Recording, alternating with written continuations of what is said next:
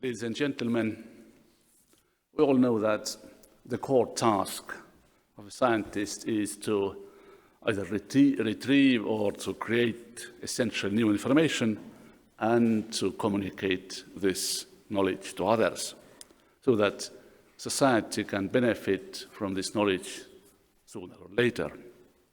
The area of medicine, especially biomedicine, is one of the few areas where most people directly feel this benefit by having longer life and perhaps more importantly, days and years of life of better quality. But this is not the only function of scientists. They do play a multitude of roles in their professional life. Of course, first teaching the new generation. This is a part of imperative of communication of their knowledge in some generalized form to others, kind of intrinsic part of their duties. And this is true from Wilhelm von Humboldt time, who formulated the principles of contemporary universities, and one of these is that scientists also teach. There are more roles of scientists. One important role is to provide advice to those who have the mandate to take decisions, be it local communities, entire country or continent level, or nowadays also on the level of entire world, like helping United Nations in their planning or developing sustainable development goals, which was made basically by Academy of Sciences. And they all targeted to making our life better. And this is all based on mostly on individual efforts of scientists or relatively small teams or institutions. But what has been much less explored and often not recognized, I would say even not recognized at all, even within scientific landscape, is the feature, not a bug, it's a feature. Science and scientists are much more than simply knowledge creators or brokers or advisors. Just note a very interesting feature of scientific community. We call it worldwide academic ecosystem. It's actually the second largest highly connected group or even family of people after religious congregations. Family who share the same principles. It's simple that in scientific community, facts and logic have clear priority over friendship or political interests, as we know from Plato's time. And perhaps even more importantly, this is a family which shares the same values of research, integrity, and ethics. And these, what is integrity and what is ethics, are items that often divide our world into political blocks today. This feature, if we interpret it in slightly different terms, means that researchers form a huge community that is strongly connected in contemporary world.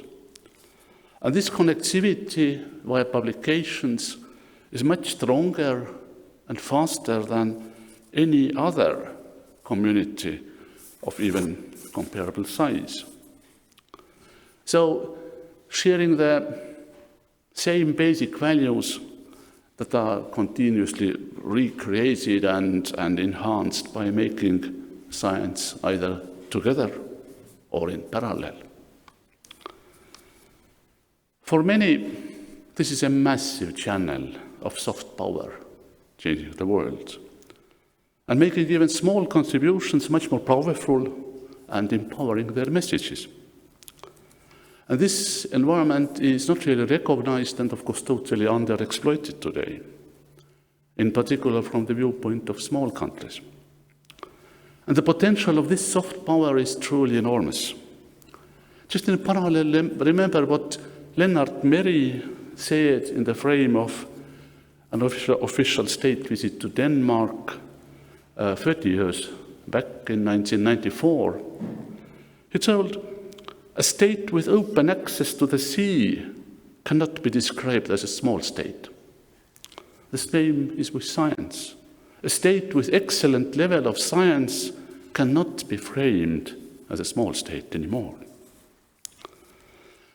The level of science in a single country in many occasions becomes evident through single scientists working in their own country and also coming from this country.